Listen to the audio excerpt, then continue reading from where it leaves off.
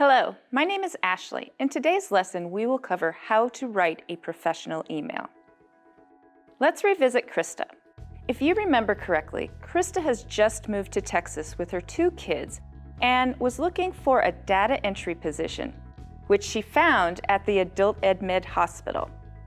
She learned how to write a resume and a cover letter and must have done a pretty good job for both because she was able to get an interview.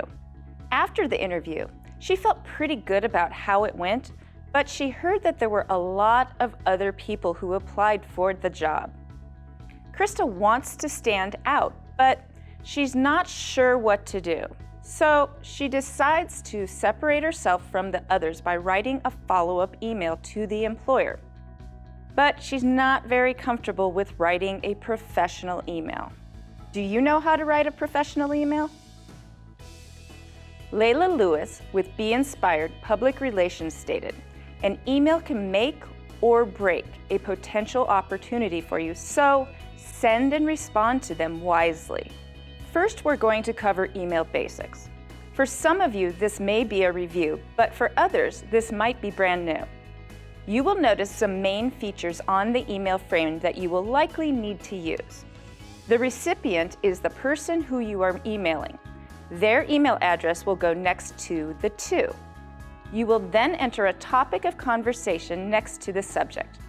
The middle section is where you will type the body of your email, and then you should have your email signature with your position and contact information.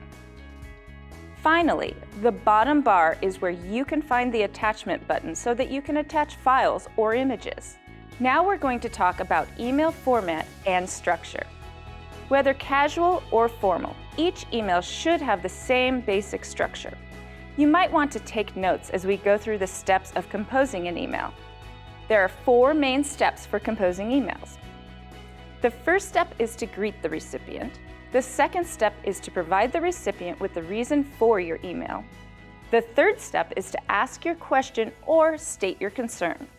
And the final step is the closing. Let's look at an example of a professional email versus a personal email. The professional email states, "Hi, Mr. Jones, how are you? I hope you are well and that you had a good weekend. I'm writing because I was hoping to review the billable hours from last year. When you get a chance, could you please send them to me?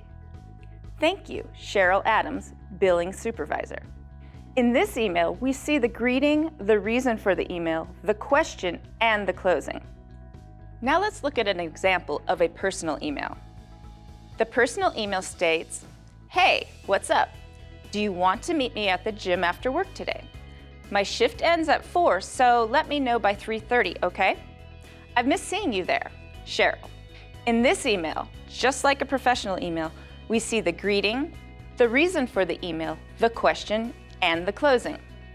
Now we are going to go over email structure and rules. As you can see, the structure of social and professional emails is similar, but the tone is different. One is casual and the other is formal. In a professional email, you should keep the language formal without being too impersonal. Professional emails should be direct, clear, and easy to read. They should also maintain professionalism, so choose your words wisely. Furthermore, they should have an informal to formal tone depending upon audience, subject matter, and other factors. Professional emails should include a brief but descriptive subject line. Be as specific as you can so that the reader knows exactly what the email is about. They should also have at least one recipient and, if needed, an attachment. If you want others to be aware of the conversation, you might want to carbon copy them by adding their names to the second line on the email. Carbon copying allows you to keep others in the loop without expecting them to respond to the email. Professional emails are divided into 3 main parts: the greeting, which needs to be brief but friendly; the body, which is where you include the main point of the email; and the ending, where you will offer a quick farewell. It is important to keep your greeting brief and friendly. Make sure you address the recipient's name, and if you know the recipient, use the first name. If you are not familiar with the recipient or you just want to be more formal, use the person's last name. Hi John or Hi Ms. Anderson are both acceptable greetings. The main point of the email will be written in the body of the email. Make sure to address the main point right away so that no one has to hunt for it. Additionally, keep your email concise and focused on the main point. And if you attach a file, be sure to mention it. Always offer a quick goodbye at the end of the email. You can simply end the email with a closing such as thanks, thank you, or sincerely. Make sure you also provide your name and contact information at the bottom in case your recipient has questions. After you have written your email, always take time to revise it. You want to make sure that you review your professional email by checking the spelling and grammar, as well as the accuracy of facts, links, and attachment. It's always a good idea to read the email out loud. You might find additional errors or find that the email does not have a professional tone. Now let's get started with helping Krista write a professional email. I will walk through the steps for creating a professional email. Please follow along and take notes. Feel free to pause the video at any time or rewind if you need to review information. First, we will enter the email address, bob.randolph@adultmed.com. Next, we will enter the subject. Our subject is interview follow-up. I don't have any reason to copy or blind copy others, so I won't include that in this email. Next, I will create a greeting. Hello, Mr. Randolph. We are going to keep the email formal because Krista just met him and wants to make a good impression. We will then proceed to the body, which is our main point or reason for emailing him. I just wanted to follow up with you on a recent interview we had.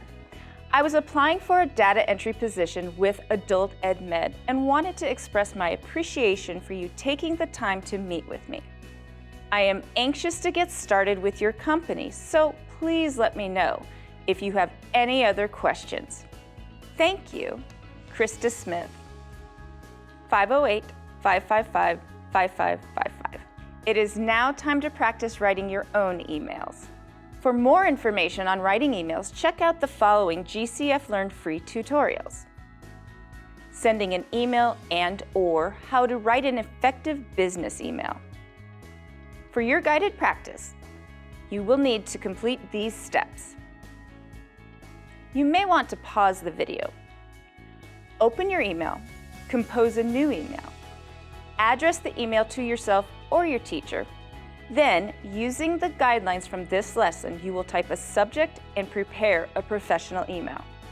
You will create an email inquiring about a job or following up with an employer after an interview. Try adding an attachment like a resume or a picture for practice. Remember, there is no perfect formula for writing emails, but keeping it honest, concise, and real is always a good strategy for effectively communicating with your friends, your teachers, and your next employer.